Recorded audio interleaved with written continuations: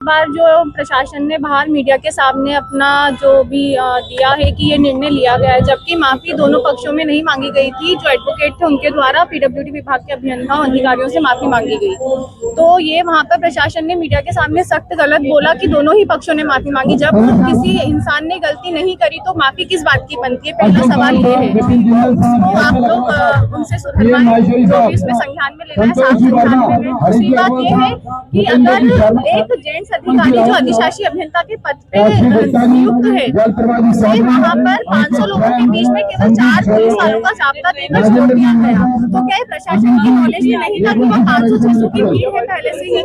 क्या उसे मरने के लिए वहाँ पर छोड़ दिया प्रशासन ने? अगर आज खुदा ना खास्ता उस आदमी के साथ कुछ हो जाता तो कौन जिम्मेदारी लेता? प्रशासन लेता?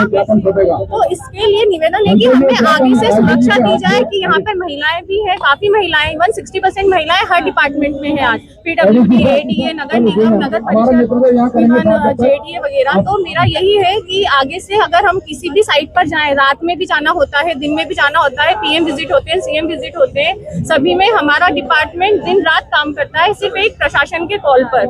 तो सभी से हमारी साहब से ये आग्रह है कि हमें सुरक्षा प्रदान की जाए और इसे एक्ट में लिया जाए, इंजीनियर्स एक्ट में इसे शामिल किया जाए। आपका नाम? Shefali Sharma, assistant engineer PW. कुल मिला के जो शुक्रवार को हमारे अभियंता श्री जिंदल साहब के संग मारपीट हुई थी, और मारपीट के बाद एक औपचारिक कहें या फॉर्मल कहें, छोटी मोटी बातचीत हो गई, ये मान लिया गया था, प्रशासन द्वारा ये माना जा रहा था कि भाई ये संभव हो गया है, ये मतलब सॉल्व हो गया है, जबकि ऐसा नहीं है।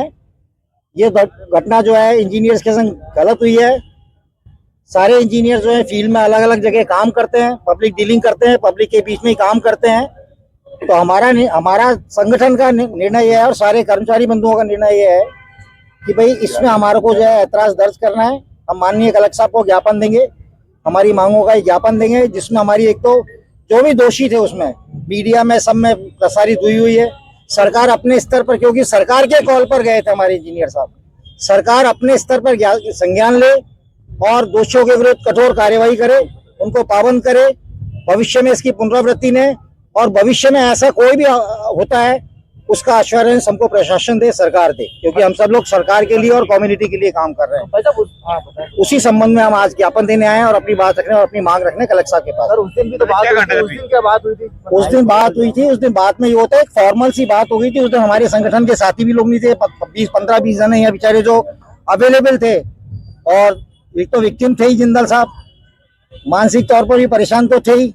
उस समय जो हुआ, हम उसको हमारी एसोसिएशन जो जयपुर की एसोसिएशन है और दूसरी सारी अदर डिपार्टमेंट्स की एसोसिएशन है इंजीनियर्स वगैरह की, उन्होंने उसको स्वीकार नहीं करा। उनको कहा पहले व्यवस्था पुख्ती हो, केवल फॉर्मल कह के सॉरी बोल दिया, ऐसा काम नहीं चलेगा।